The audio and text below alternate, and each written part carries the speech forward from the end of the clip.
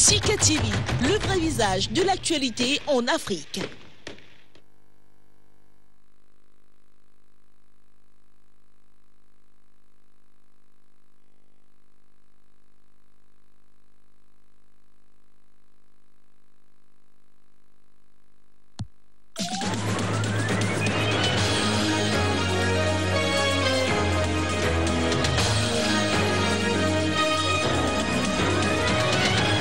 Démarrage ce vendredi en République du Congo de la campagne électorale pour la présidentielle anticipée du 20 mars, sans meeting ni manifestation. Les raisons à suivre dans ce journal. 69 cas d'abus sexuels auraient été commis par les casques bleus de l'ONU l'an dernier, un chiffre effarant qui émane de recensement de l'organisation internationale.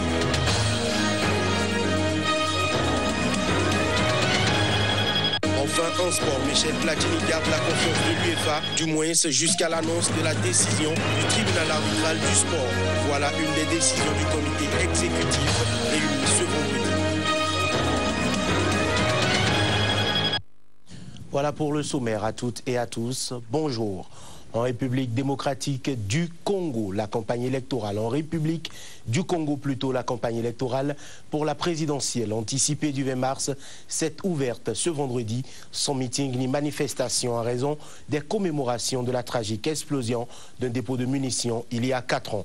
L'ouverture de la campagne par le ministre congolais de l'Intérieur, Raymond Boulou, coïncidait en effet avec la date anniversaire de l'explosion en 2012 d'un dépôt de munitions de l'armée congolaise au quartier de Mpila à l'est de Brazzaville. Cette catastrophe avait fait officiellement 282 morts, plus de 2300 blessés et 17 000 sans-abri à Brazzaville. Les candidats d'opposition, Guy Brice, Parfait Kolela, Claudine Mounari et le général Jean-Marie Michel Mokoko ont assisté à une messe en mémoire des victimes prévue pour le mois de juillet. Le premier tour de la présidentielle a été avancé par les autorités congolaises au 20 mars. 9 candidats, dont 2 femmes, sont lancés dans la course à la magistrature suprême. Denis Sassou Nguesso, qui cumule plus de 32 ans au pouvoir, est présenté comme un des grands favoris de ce scrutin.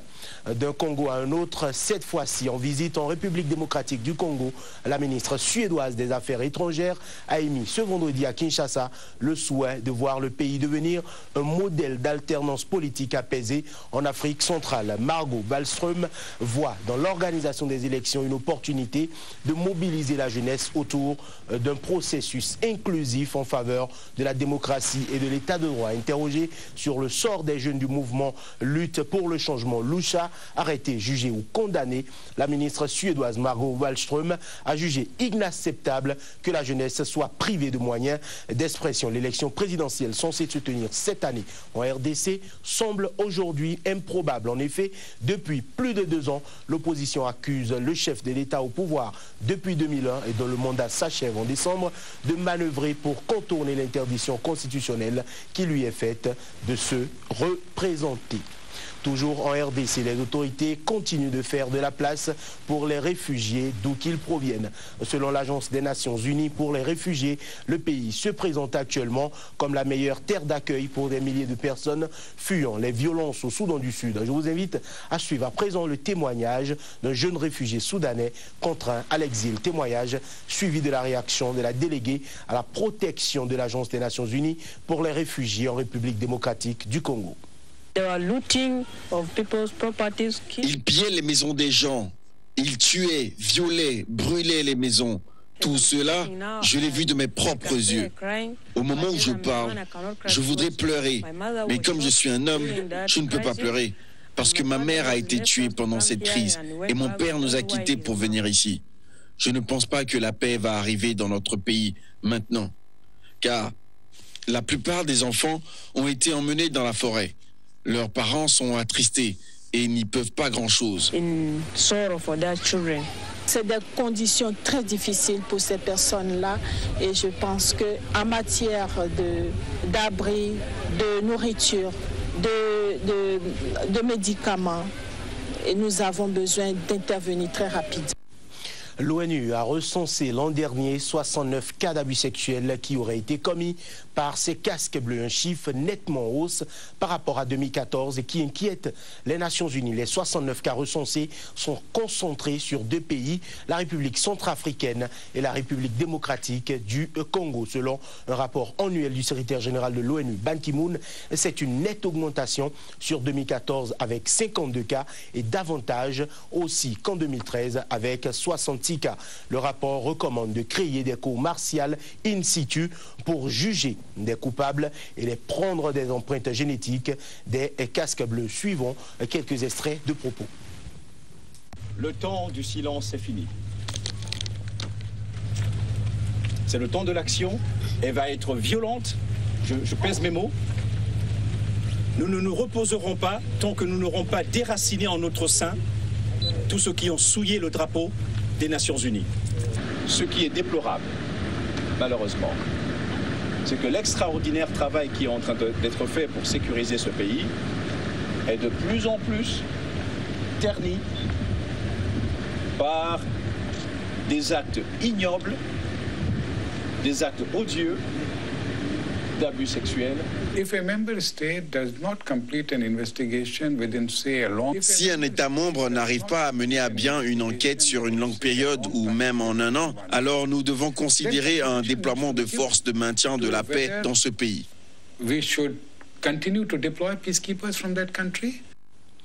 Mesdames et messieurs, cette édition se poursuit. L'organe international de contrôle des stupéfiants, OICS, a publié ce mercredi 2 mars son rapport 2015 sur la drogue. La rencontre s'est déroulée à Dakar, au Centre d'information des Nations Unies. Ce rapport examine de près la situation en matière de contrôle des drogues dans les diverses régions du monde. Cher Berthet, notre correspondant à Dakar, pour le reportage.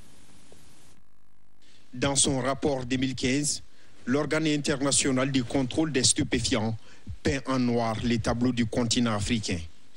L'Afrique demeure la zone de transit clé pour le trafic de drogue, principalement l'ouest du continent. En Afrique de l'Ouest, on voit une augmentation de trafic de drogue en général. La cocaïne, ça a l'air d'accroître. Le rapport constate qu'à cause de ça, il y a plus de consommation dans la région.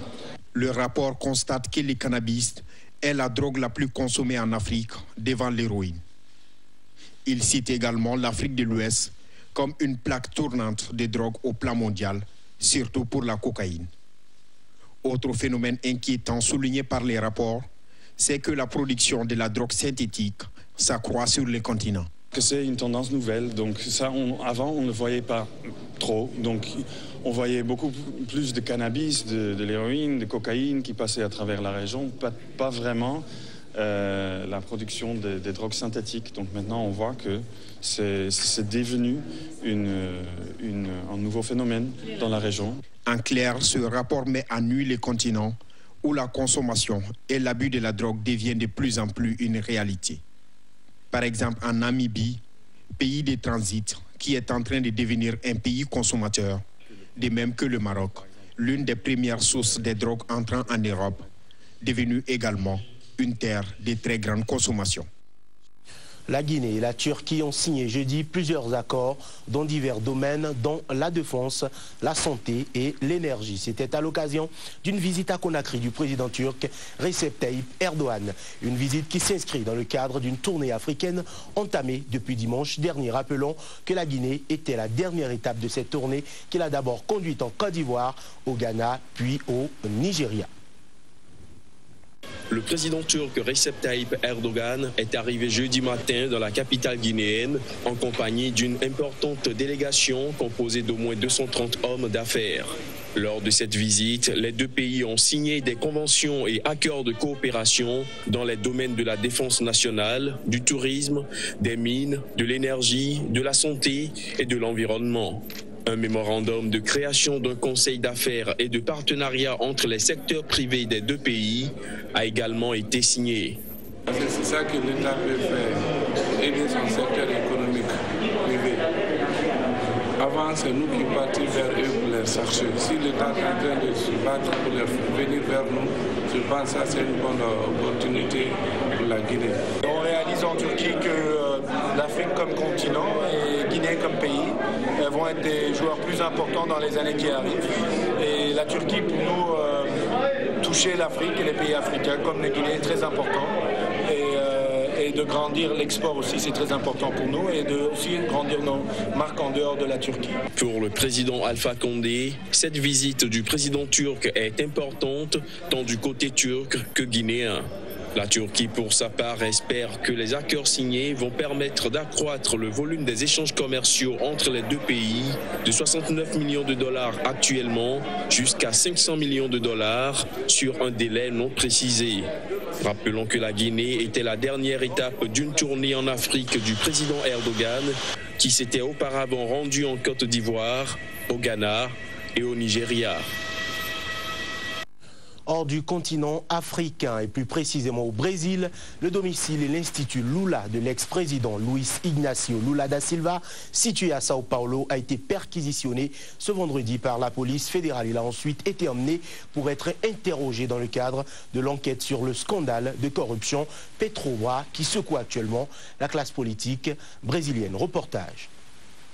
Nouveau rebondissement dans le vaste scandale Petrobras. L'ancien président brésilien Luiz Ignacio Lula da Silva, soi-disant icône de la gauche, a été entendu ce vendredi par la police fédérale sur de présumés délits de corruption et blanchiment d'argent dans le cadre du vaste scandale Petrobras. Auparavant, la police fédérale avait mené des fouilles et perquisitions chez Lula à Sao Paulo, à l'Institut Lula et chez plusieurs de ses collaborateurs et membres de sa famille, a déclaré José Crispiniano, attaché de presse de l'ex-président brésilien et de la fondation portant son nom. Selon le procureur Carlos Fernando dos Santos Lima, l'ex-chef d'État a bénéficié de beaucoup de faveurs de la part de grandes entreprises du bâtiment accusées de corruption dans le scandale Petrobras. Environ 30 millions de reais, soit 8 millions de dollars, constitués de dons et d'honoraires pour des conférences, ont été versés par les grandes entreprises du BTP à Lula, a-t-il déclaré lors d'une conférence de presse à Curitiba. Ce vendredi, des dizaines de manifestants favorables et hostiles à l'ancien dirigeant de gauche se sont massés dans l'aéroport, certains criant Lula guerrier du peuple, d'autres conspuant Lula voleur. Outre l'ex-président Lula, la présidente Dilma Rousseff a aussi été accusée de corruption. Une procédure de destitution à son encontre avait même été lancée fin 2015 par un groupe de juristes soutenu par l'opposition qui l'accuse d'avoir maquillé les comptes publics. Jeudi, la Cour suprême a par ailleurs décidé à l'unanimité d'ouvrir un procès pour corruption et blanchiment d'argent contre le président de la Chambre des députés du Brésil, Eduardo Cunha, en guerre ouverte contre la présidente Dilma Rousseff pour avoir reçu au moins 5 millions de dollars de pots de vin dans le cadre du scandale Petrobras. Une note de sport dans cette édition. Michel Platini, bien que suspendu 6 ans de toute fonction dans le football, reste président de l'UEFA. Et ceci tant que le tribunal arbitral du sport TAS, qu'il a saisi en appel, n'aura pas rendu son verdict sur sa suspension. C'est ce qu'a déclaré ce vendredi l'UEFA. Reportage.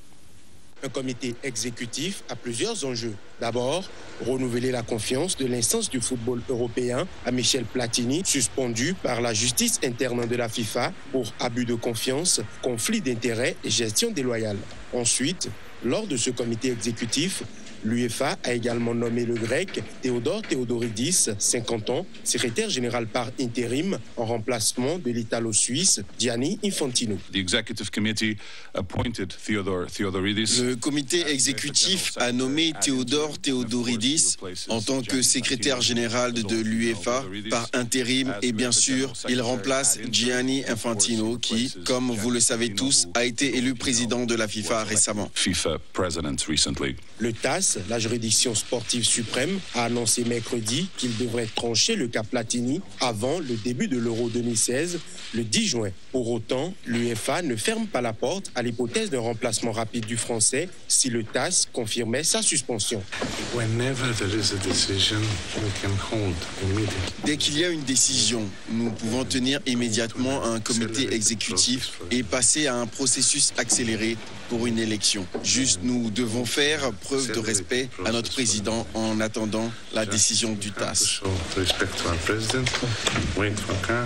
Dans ce cas-là, L'élection de son successeur pourrait en effet être organisée en urgence sans le délai légal de 3 mois de campagne électorale prévu par les statuts de l'UEFA. Dans cette hypothèse, le football européen pourrait alors disposer d'un nouveau patron pour le début de l'Euro. Pour rappel, Michel Platini a été suspendu par la justice interne de la FIFA en cause un paiement de 1,8 million d'euros effectué sans contrat écrit en 2011 par l'ancien président de la FIFA, Joseph Blatter, également suspendu. Outre les débats sur son numéro 1 et son numéro 2, le comité exécutif de l'UEFA a décidé la mise en place de la technologie sur la ligne de but dès les finales de la Ligue des Champions et de l'Europa League cette saison. Et c'est sur cette note sportive que nous mettons un terme à cette édition, que nous remercions d'avoir suivi. Très bonne suite des programmes sur Sika. Très bonne journée à chacun et à tous.